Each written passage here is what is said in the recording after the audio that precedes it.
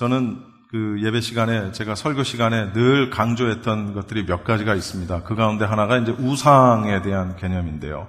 우리 성도들은 이제 지난주에 설교를 다 들으셨기 때문에 어떤 내용인지를 아시겠지만, 혹시 이제 새로 오늘 오신 분들을 위해서 잠깐 제가 먼저 서론적으로 말씀을 좀 먼저 드리고 넘어가도록 하겠습니다. 우상이라는 개념은 굉장히 우리가 폭넓게 적용을 할 수가 있어요. 우리가 흔히 얘기하면 그냥 이방 다른 종교나 어떤 그런 것들을 우리가 우상이다, 이렇게 돌부처 같은 걸 세워놓고 거기에 절하는 게 우상이다, 이렇게밖에는 우리가 얘기할 수 없겠지만, 그러나 실제로 우상에 대한 개념은 훨씬 더 우리가 알고 있는 것보다 폭넓다라는 사실을 먼저 우리가 생각할 필요가 있습니다. 우상은 한마디로 정의한다면 하나님보다 우선시되고 하나님보다 더 중요하게 여겨지면 그것 모두가 다 우상이다. 제가 설교 시간에 여러 번 강조했죠.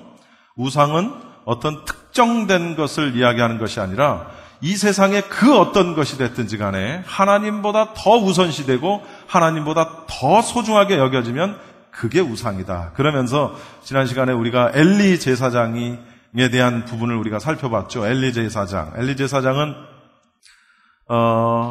이스라엘의 사사였고 제사장, 대제사장이었습니다만은 엘리는 물론이고 그 두 아들과 그 가문이 굉장한 하나님의 징계를 받는, 한마디로 얘기하면 저주를 받는데, 그 원인이 뭐라고 그랬죠? 우리 교인들은 아마 다 아실 겁니다. 그 원인이 바로 별거 아니었어요. 엘리 제사장이 굉장히 큰 죄를 지었던 게 아닙니다. 그 이유는 하나였습니다. 뭐냐면 자신의 두 아들 홈리와 비느하스를 여호와 하나님보다 더 중하게 여겼다. 그게 엘리의 잘못이었습니다. 아니, 아버지가 자식들을 중하게 여기는 게 이렇게 잘못된 일인가라고 생각할 수 있겠지만, 그러나 결론적으로 보면 엘리는 홈리와 비느하스 두 아들을 하나님보다 더 중하게 여기다 보니까 제대로 된 신앙교육을 할 수가 없었고, 제대로 된 신앙교육을 하지 못하다 보니까 그들의 잘못을 제대로 적극적으로 지적할 수 없었고, 그러다 보니까 홈리와 비느하스는 한마디로 얘기하면 회복될 수 없는 지경에 갔고 하나님의 그 징계를 피할 수 없는 상황에까지 가게 됐다는 거죠. 그리고 그 결론이 이제 오늘 본문에 나오게 되겠습니다. 자, 그러면 엘리에게 있어서 우상은 무엇이었습니까? 엘리에게 있어 우상은 바로 자기 두 아들이었습니다. 자기 두 자녀가 바로 엘리에게 있어서는 우상이었어요. 그러면 반대로 이 자식에게 있어서 부모도 자신의 우상이 될 수 있다는 겁니다. 남편도 나의 우상이 될 수 있고, 반대로 내 아내가 나의 우상이 될 수 있다. 거기서 끝나는 게 아니에요. 제일 많이 우리가 우상으로 삼는 게 있는데, 그것은 바로 돈입니다. 돈. 그렇죠? 돈이 필요 없다는 얘기가 아닙니다. 돈은 필요하고, 이 세상의 경제 논리라는 것이 돈이 있어야만 뭘 살 수 있고, 베풀더라도 돈이 있어야 베풀고, 여러 가지 돈의 논리에 의해서 이 세상이 움직여집니다. 그러니까 돈은 꼭 필요한 것이지만, 그러나 내가 돈의 노예가 되면, 즉 그 돈이 나의 우상이 된다라는 사실이죠. 직장이 나의 우상이 될 수 있어요. 그렇죠? 또 공부 여기 하는 학생들도 많이 있는데 공부가 내 우상이 될 수 있습니다. 공부를 잘해야 되지만, 그러나 공부가 내 우상이 되어서는 안 된다라는 거죠.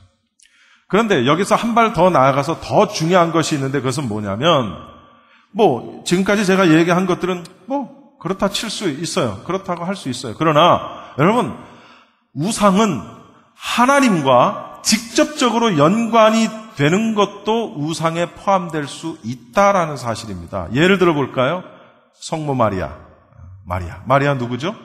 마리아는 예수님의 육신의 어머니입니다.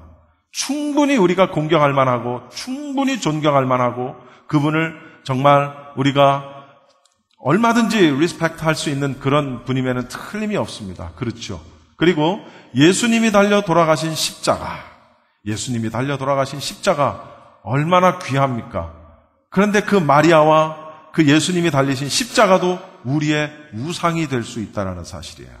왜 그런지는 이제 오늘 말씀을 쭉 살펴볼 텐데, 오늘 제가 이 말씀을 왜 먼저 서론적으로 드리냐면, 이스라엘 백성들이 하나님께서 주신 언약궤, 우리는 다른 말로 법궤 이렇게도 말을 합니다. 이 언약궤, 법궤를 우상시했어요.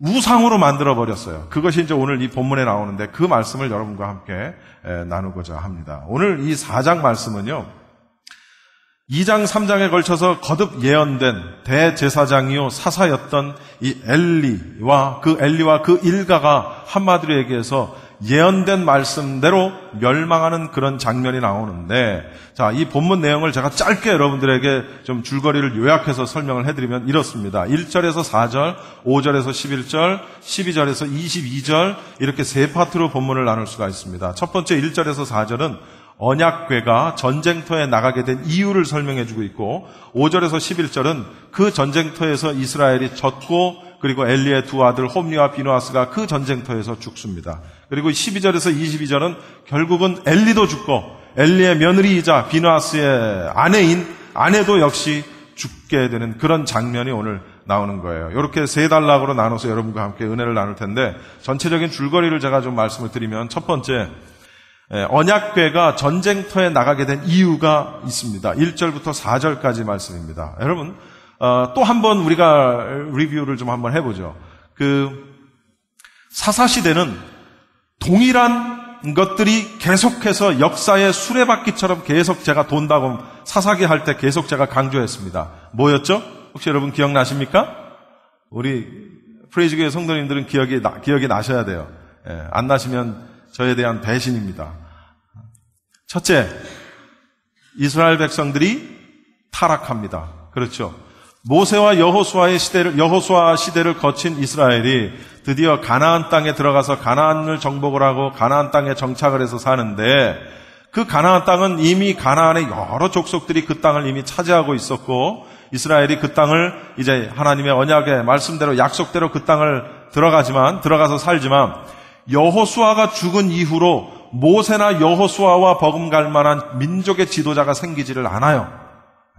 이 사무엘이 탄생하기 전까지 그들을 대신할 민족의 지도자가 생기지 않으면서 이른바 이 암흑 시대, 타락의 시대, 이 사사 시대가 몇백 년이 지나가게 되는 겁니다. 그러면서 점점 이스라엘의 그 조상들이 죽고, 그리고 여호와를 알만한 사람들이 죽고, 자녀 교육은 제대로 돼 있지 않고, 그러다 보니까 여호와 하나님에 대한 유일신 사상이 점점 사라지기 시작을 하고, 그 이방에 있는 많은 종교들이 와서 그들의 유일신 하나님 사상을 희석시켜버리고, 또 이스라엘의 남자들이 가나안의 예쁜 처녀들과 결혼하고, 이런 민족적인 어떤 그런 정결, 또 신앙적인 정결, 이런 모든 것들이 점점 혼탁해지는 그런 상황이 되는 겁니다. 그러면서 타락하게 되고 범죄하죠? 타락해요. 하나님이 어떻게 하시겠어요? 징계를 내리시겠죠. 징계를 당한 이스라엘 백성들이 어떻게 할까요? 회개하겠죠. 그렇죠? 회개하시면 하나님이 누굴 보내십니까? 사사를 보내십니다. 사사를 보내서 이 이스라엘 백성들을 구원하십니다. 그 다음에는 무슨 시대가 오죠? 평화의 시대가 옵니다. 타락해요. 징계를 받아요. 하나님이 징벌을 내리세요. 그 다음 회개해요. 그리고 나면은 하나님이 구원자 사사를 보내세요. 그 다음에 그 사사에 의해서 평화의 시대가 도래합니다. 평화의 시대가 몇십 년 가는 듯 하면 이스라엘 백성들이 다시 또 똑같은 범죄, 타락, 징계, 징벌, 회개, 사사, 이 과정이 계속해서 사사시대의 역사에 마치 물레방아가 계속해서 돌듯이, 이 수레바퀴가 계속해서 돌듯이 그렇게 이스라엘의 역사가 지나가는 거예요. 이런 과정의 끝 무렵입니다. 왜냐하면 사무엘이 이제 태어난 그 시점이니까 이러한 시대의 끝 무렵에 있었던 이 일입니다. 이 역사적 배경을 우리가 이렇게 알아야 돼요. 그런데 이때 이제 이스라엘이 다시 또 타락하게 되고 하나님이 뭐 하셨다고요? 징계를 내리시게 되는데, 징계의 방식은 하나였어요. 뭐냐면 가나안에 있는 여러 족속들 가운데 하나를 들어서 이스라엘을 치게 만드시는 거예요. 전쟁을 일으키게 만드는 거예요. 그래서 그들을 노예로 삼고 아주 못살게, 마치 우리가 일제시대 일본에 의해서 36년간 식민지 생활을 했듯 이스라엘을 그렇게 만들어버리시는 거예요. 오늘 이제 그 장면이 나오는데, 이번에는 누구를 들으셨냐면은 바로 블레셋이라는 그 주변에 있는 아주 강대국 블레셋을 들어서 이제 전쟁으로 이스라엘을 심판을 하시게 되는 겁니다. 그래서 1절에 보시면 이스라엘은 나가서 블레셋 사람과 싸우려고 에베네셀의 진을 치고 블레셋 사람들은 아벡의 진을 쳤다. 이제 서로 양쪽에 진을 치고 전쟁을 하기 위해 준비를 하고 있는 그런 장면입니다. 물론 전쟁의 원인에 대해서는 직접적으로 나와 있지 않지만 그러나 하나님께서 이 이스라엘을 회개하도록 하시기 위해서 블레셋을 들어 쓰셨다라는 것을 우리가 알 수 있죠. 그런데 자, 이렇게 아무튼 블레셋을 들어서 하나님께서 이스라엘을 이제 징계를 하십니다. 2절 말씀을 여러분 보시면 드디어 전쟁을 벌여요. 전투를 하여. 그런데 2절에 보시면 그 둘이 싸우다가 이스라엘과 블레셋이 싸우다가 이스라엘이 블레셋 사람들 앞에서 패하여 졌다는 거예요. 전투에서. 전쟁에서 죽임을 당한 군사가 몇 명이라고요? 4,000명이 이스라엘의 병사들이 그 첫 번째 전투에서 이제 죽게 되는 겁니다. 4,000명이 죽고 전투에서 패한 이스라엘이 이제 진으로 돌아왔어요. 이스라엘의 장로들이 모여서 회의를 하는 겁니다. 그 회의를 하는 장면이 바로 오늘 여러분이 읽으신 3절, 4절이에요. 이스라엘 장로들이 모여서 왜 우리가 블레셋 사람들한테 졌지? 하고 서로 의견을 나눕니다. 그리고 그 해결책이 나왔는데 그게 뭐였냐면 맞다. 언약궤가 없었다. 언약궤.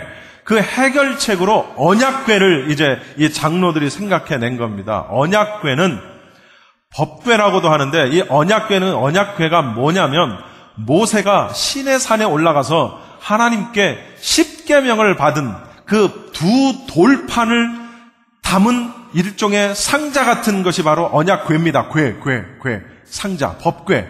그런데 이 언약궤가 상징하는 게 뭐냐면 하나님의 임재하심, 그리고 하나님이 이스라엘 백성들에게 주신 언약에 대한 보증이 바로 이 언약궤가 뜻하는 거예요. 언약궤가 상징을 하는 거예요. 그런데 이 이스라엘 옛날 조상들이 이 언약궤를 가지고 광야를 돌면서 많은 전쟁에서 언약궤를 앞세워서 전쟁에서 이겼고 우리가 잘 아는 대로 요단강을 건널 때 언약궤를 먼저 앞세워서 요단강을 건너기도 했고 또 함성으로 무너뜨린 여리고성을 한 바퀴, 두 바퀴 이렇게 매일같이 돌 때 역시 언약궤를 맨 앞장 세워서 여리고성을 돌았던 게 있었단 말이에요. 이 이스라엘의 장로들이 자신들의 조상들이 했던 그 일을 기억해낸 거예요. 아하, 언약궤가 없었잖아, 우리한테. 그래가지고 그 사람들이 저 실로라는 곳에 있는 곳에 가서 그곳에 있는 언약궤를 가지고 지금 블레셋과 진쳐 있는 전쟁 중인 그곳의 언약궤를 가지고 옵니다. 여기까지가 이제 4절까지의 말씀이에요. 언약궤가 왜 이스라엘 진에 오게 됐는지를 설명해 주는 거죠. 그리고 두 번째로 그럼에도 불구하고 이스라엘이 패합니다. 그리고 엘리의 두 아들이 그 전쟁에서 져요. 그게 5절부터 11절까지 말씀에 있는데 드디어 여호와의 이 언약궤, 법궤가 이스라엘 진영에 딱 도착을 했어요. 그랬더니 이스라엘 그 병사들이 얼마나 기분이 좋았냐면 일제히 큰 소리로 함성을 질렀는데 이 함성 소리가 얼마나 컸는지 땅이 흔들릴 정도로 함성 소리가 컸다라고 성경은 이야기합니다. 어마어마하게 큰 함성 소리였겠죠. 이렇게 함성 소리가 크다 보니까 상대방 진영에 있는 블레셋 병사들도 이 함성 소리를 듣게 된 겁니다. 그리고 이게 무슨 소리냐라고 자기들끼리 얘기를 했겠죠. 그리고 그들은 곧 깨닫습니다. 아하, 이스라엘의 언약궤가 이스라엘 진영에 도착했다는 사실을 블레셋 병사들이 알게 되는 거죠.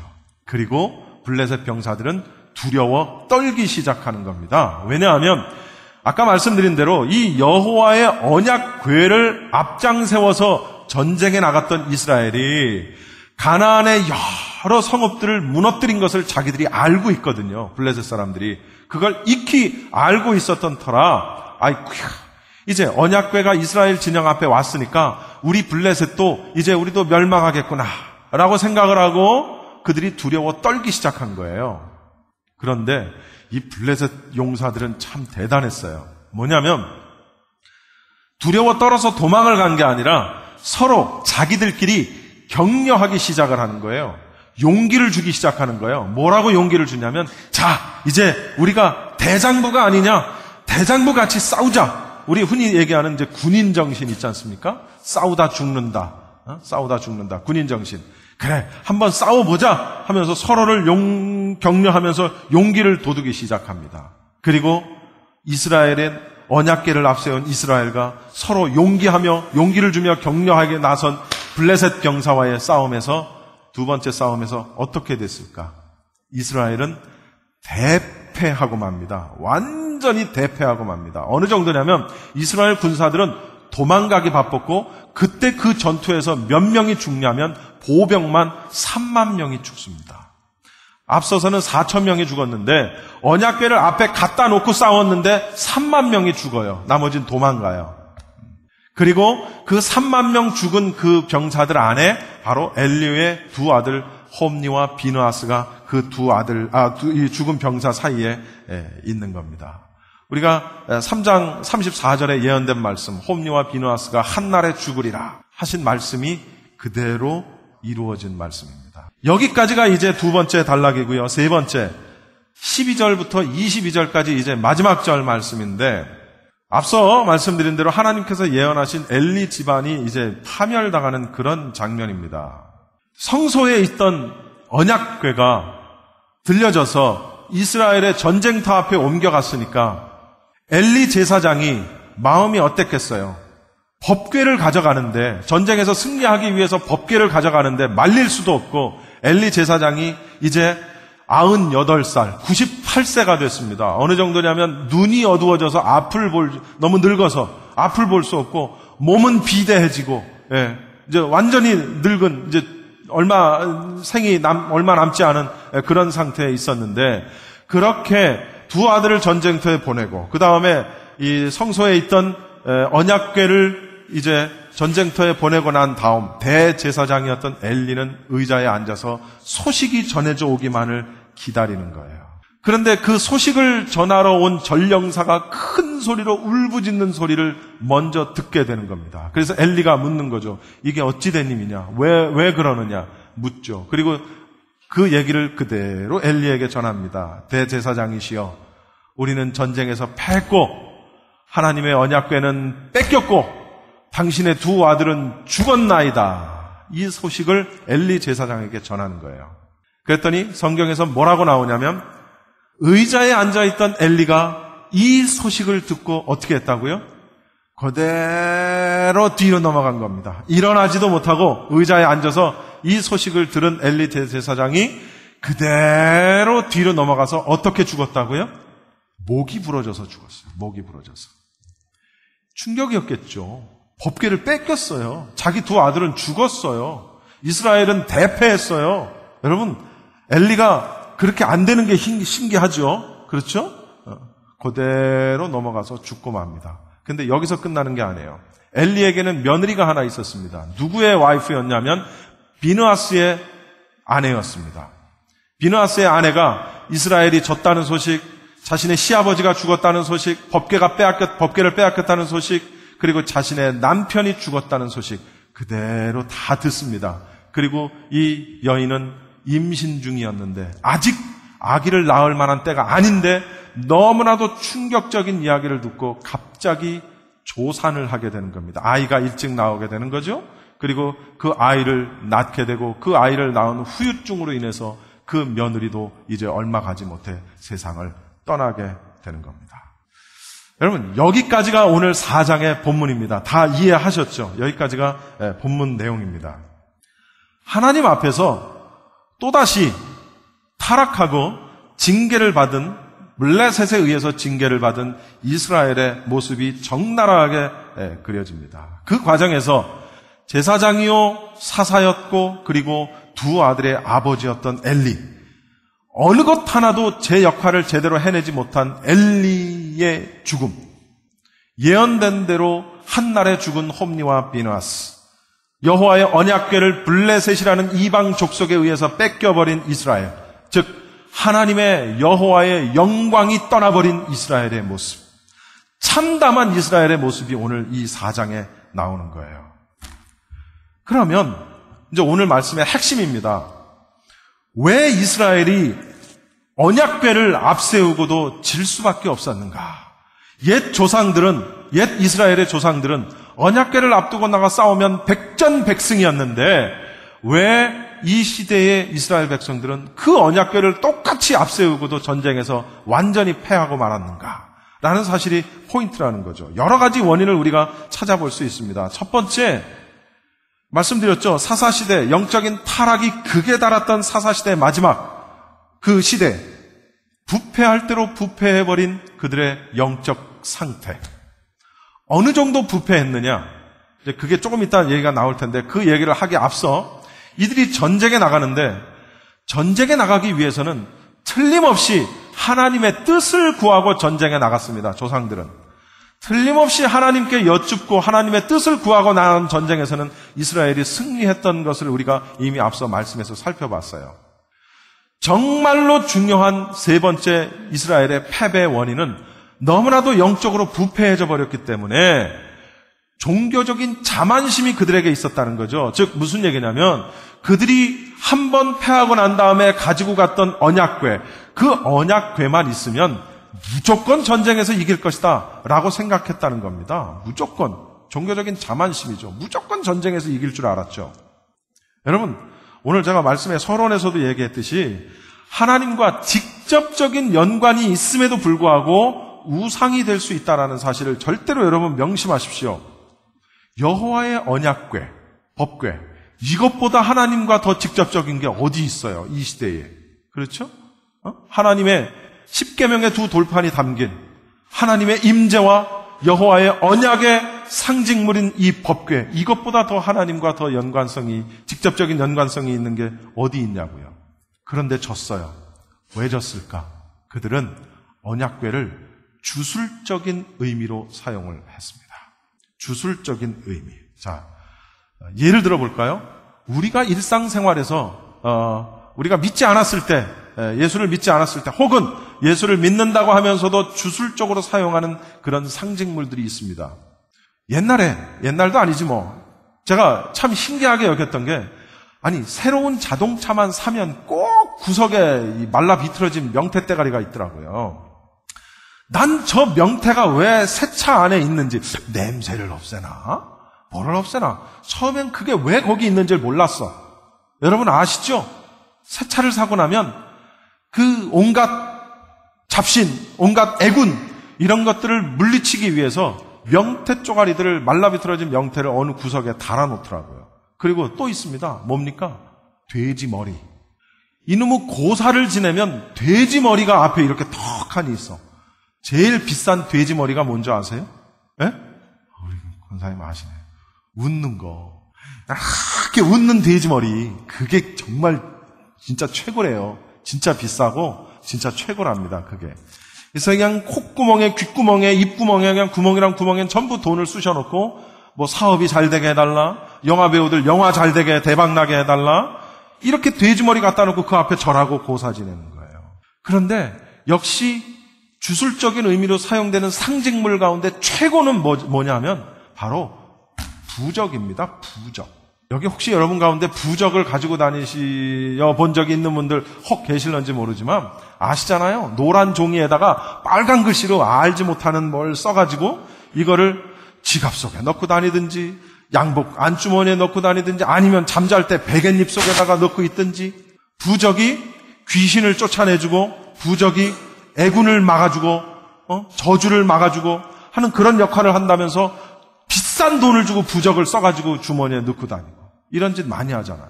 그리고 또 있죠. 임신을 하지 못하는 여성들이 임신하기 위해서 임신에 성공했던 여자들이 입었던 속옷을 입는다든지 뭐 이런 거. 아, 이거 찝찝해서 어떻게 입나? 뭐 이를테면 이런 거. 이런 것들이 주술적으로 사용이 되는 것 중에 하나다라는 거죠. 자기 자신을 지켜준다고 믿는 것, 그런 것을 상징하는 것, 그 상징물이 나를 지켜준다. 이 상징물이 나를 지켜준다. 그게 주술적이고 미신적으로 이용되어지는 것들입니다. 각종 마스코트, 심지어 어떤 사람은 문신을 멋으로 하는 사람도 있지만 이걸 일종의 주술적 의미로 문신을 하는 그런 사람들도 있거든요.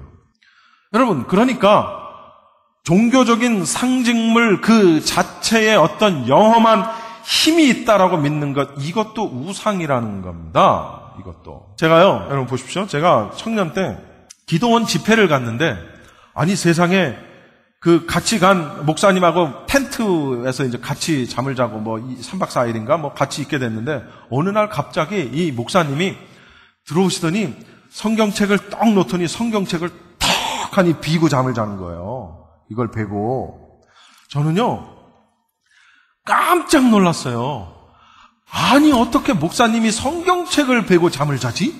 다른 사람도 아니고? 이 귀한 하나님의 성경책을 어떻게 베고 잠을 자지? 제가 생각을 하는 거예요. 저는 이제는 제가 알죠. 여러분, 성경책도 여러분의 우상이 될 수 있다는 사실입니다. 이 성경책이나, 여기 제가 우리 총회, 우리 백석총회 예식서, 우리 헌법책, 이런 걸 제가 여기다 갖다 놨는데, 이 책이나 어디 서점에 가면 널려있는 소설책이나 똑같은 거예요. 그냥 흰 종이에 활자를 찍어서 성경으로 만들어 놓은 그냥 책인 거예요, 책. 이것 자체는 책. That's it. 아무것도 아닌 거예요. 그럼 뭐가 중요하냐? 말씀이 중요한 거지. 말씀이. 하나님의 말씀이 중요한 거지 성경책이 중요한 게 아니라는 거예요. 여러분, 그렇다고 해서 성경책을 함부로 해도 된다는 얘기는 아닙니다. 제 말의 핵심을 여러분이 잘 이해하셔야 돼요. 성경책 먼지 쌓이지 않게 잘 다듬고 잘 보이는 곳에 소중하게 다뤄야죠. 그런데 그렇게 하는 이유가 뭐냐? 성경책 자체가 무슨 예수님이냐? 성경책 자체가 무슨 하나님이냐? 또 더 나아가서 십자가 자체가 무슨 예수님이냐? 성경책 하나님이냐? 이렇게 섬겨서는 안 된다는 겁니다. 무슨 얘기인지 여러분 이해하시겠습니까? 말씀이 중요한 거지 성경책이 중요한 게 아니에요. 예수님이 중요한 거지 십자가가 중요한 게 아니라고요. 여러분, 십자가는 그때 당시에, 예수님 당시에 아주 중범죄자들이 나중에 사형을 당할 때 사용되던 사형 틀이 십자가입니다. 그러니까 십자가에 달려 돌아간 사람이 예수님뿐만이 아니라 그때 당시에 수없이 많은 범죄자들이 그 십자가에 달려서 생을 마감했다고요. 죽었다고요. 그러니까 십자가 자체는 의미가 없는 거예요. 범죄자들도 십자가에 달려 죽었으니까 의미는 그 십자가에 달리신 예수님이 왜 그 십자가에 달리셨느냐, 그게 중요한 거라는 겁니다, 여러분.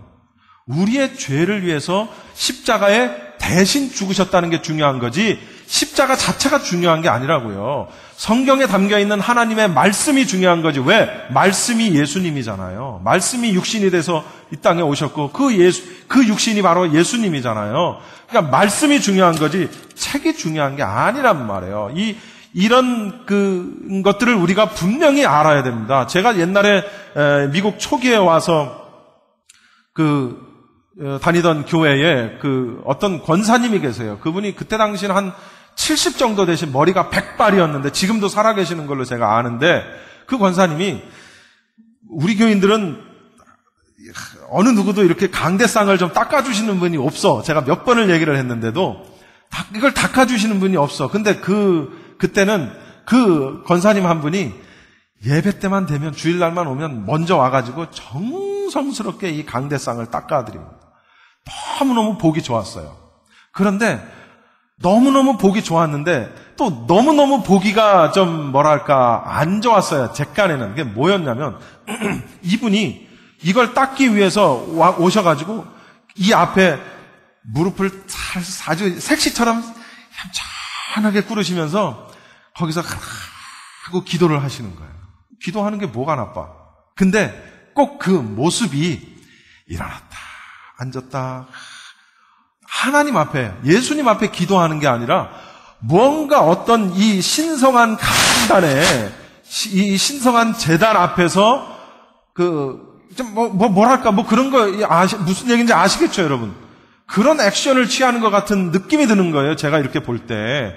그냥 자리에 앉아서 살짝 기도하시고 오셔서 닦고 가시면 되는데 막 이 강대 자체가 신성시 되는 거예요. 막 와가지고 그냥 어쩔 줄을 몰라 하시고 그냥 지금도 기억이 나요. 어떤 것이든 다시 한번 말하지만 하나님과 직접적인 연관이 되는 것이든 어떤 것이든 그것이 그것 자체로서 영험한 힘을 발휘하는 것은 아니라는 사실을 우리가 분명히 알아야 됩니다. 십자가가 달려있다고 해서 그 십자가가 어떤 힘을 발휘해서 우리를 어떻게 하는 게 아니에요. 성경책이 우리를 어떻게 하는 게 아니라는 거죠.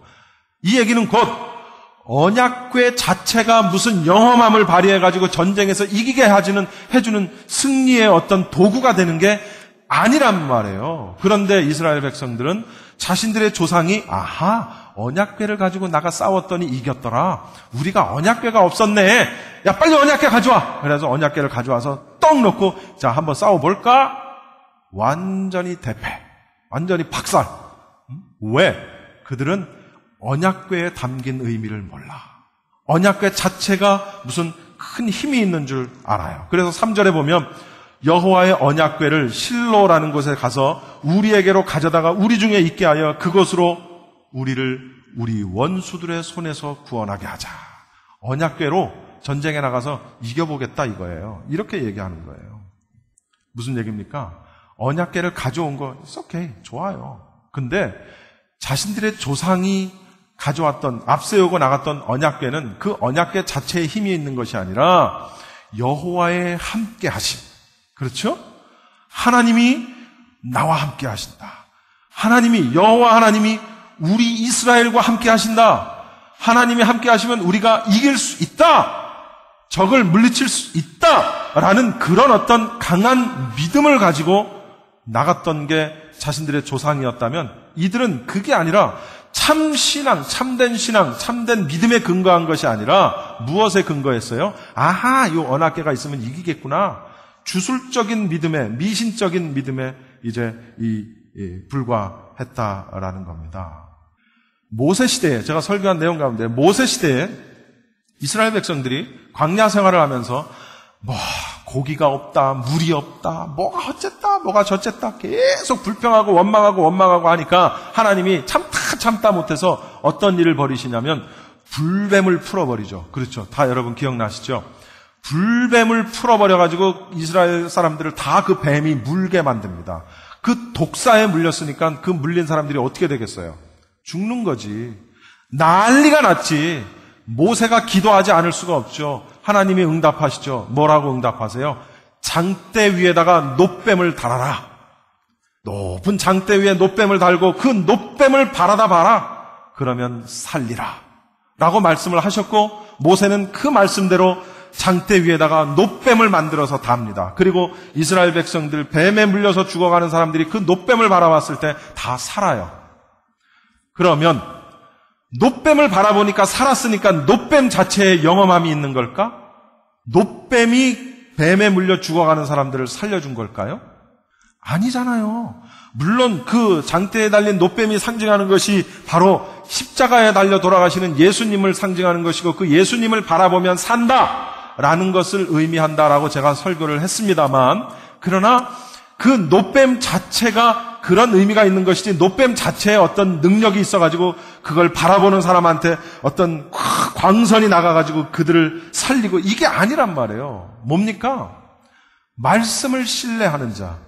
성경에는 그것이 구체적으로 나와 있지는 않는데 제가 유추해 보건대 그걸 장대를 달아놓고 놋뱀을 만들어 놓은 다음에 모세가 야 이거 봐라 이거 보면 너희들 살아 했을 때 어떤 사람들은 이게 도대체 무슨 소리야? 뱀에 물렸는데 놋뱀을 바라보면 산다는 게 말이 돼? 약을 주든지 뭐 치료를 해주든지 뭘 해줘야지 어떻게 놋뱀을 본다고 장대 위에 달린 놋뱀을 본다고 살 수가 있어? 라고 컴플레인을 한 사람이 있을런지도 모르겠어요. 그런 사람들은 어떻게 됐을까? 다 죽은 거지 뭐. 보나마나지. 별로 중요한 의미도 아니니까 성경에 없을 것 같아. 그런데 살고자 하는 마음을 가지고 말씀대로 그 말씀을 의지해서 의심하지 않고 그 놋뱀을 바라보는 사람들은 다 살았단 말이에요. 놋뱀 자체에 영험함이 있는 것이 아니라 그 놋뱀을 장대에 달아서 세우라고 말씀하신 여호와 하나님의 그 말씀에 힘이 있는 거지. 그리고 그 말씀대로 그 말씀을 믿고 그대로 순종한 백성들이 그 복을 받은 거지. 치유함을 받은 거지. 그렇지 않겠어요? 이 사실을 우리가 분명히 알아야 된다라는 거죠. 하나님의 말씀을 신뢰하고 하나님의 말씀을 믿는 것. 그것이 바로 된 신앙이고 믿음이라는 사실입니다. 결론적으로 말씀을 드리죠.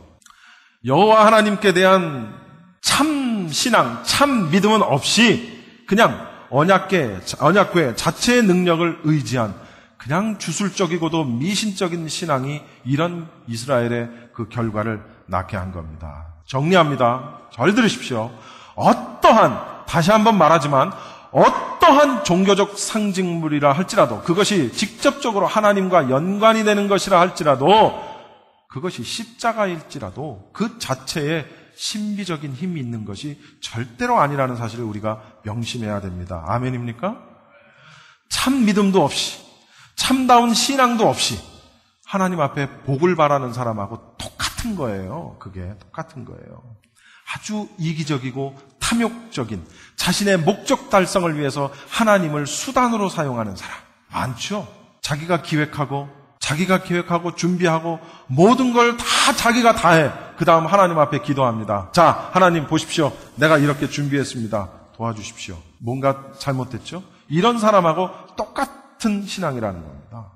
그래서 디모데전서 6장에 보면 이런 말씀이 있어요. 마음이 부패하여지고 진리를 잃어버려. 이런 사람들은 어떻게 하냐면 하나님께 대한 경건을 이익의 재료로 삼는다. 이익의 재료로 삼는다.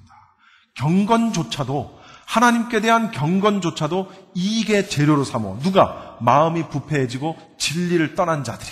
참 신앙 가운데 거하지 않는 사람들이 이따위 짓을 한다라는 거예요. 오직 하나님 그 자체에만 신비한 힘이 있다는 사실을 여러분 믿으십시오. 하나님에 대한 참 신앙 없이 단지 하나님을 상징하는 어떤 상징물만 가지고 거기서 뭔가 큰 것을 바라고 그것은 미신, 주술적인 것, 방울을 울리면서 귀신을 부르는 것과 똑같은 사실이라는 걸 우리가 알아야 됩니다. 우상의 개념은 이렇게 굉장히 폭넓어요. 이스라엘이 이런 짓을 했어요. 그러니까 결국은 하나님의 언약궤를 세상에 그 하나님의 언약궤, 법궤를 블레셋 족속한테 빼앗기고 말아버리는 거죠. 왜? 하나님이 허락하시지 않는 거예요. 이스라엘 너희들은 이 언약궤, 이 법궤를 가지고 있을 자격이 없어. 너희들은. 그러면서 하나님이 블레셋에게 넘겨버리는 겁니다. 물론 나중에 되찾아오지만 이런 일련의 과정들이 있다라는 겁니다. 찬송가 434장에 보면 이런 찬송가 가사가 있습니다. 믿음으로 사는 자는 하늘 위로 받겠네. 무슨 일을 만나든지 만사 형통하리라. 무엇으로 사는 자는? 믿음으로 사는 자. 긍정적으로 사는 자가 아니라 믿음으로 사는 자. 믿음이 있는 자는 긍정적인 사람이 되지만 긍정적인 것이 믿음은 아니에요. 여러분 착각하지 마십시오. 믿음으로 사는 자는 하늘 위로 받겠네. 무슨 일을 만나든지 만사 형통하리라. 이 믿음을 여러분이 소유하시기 바랍니다.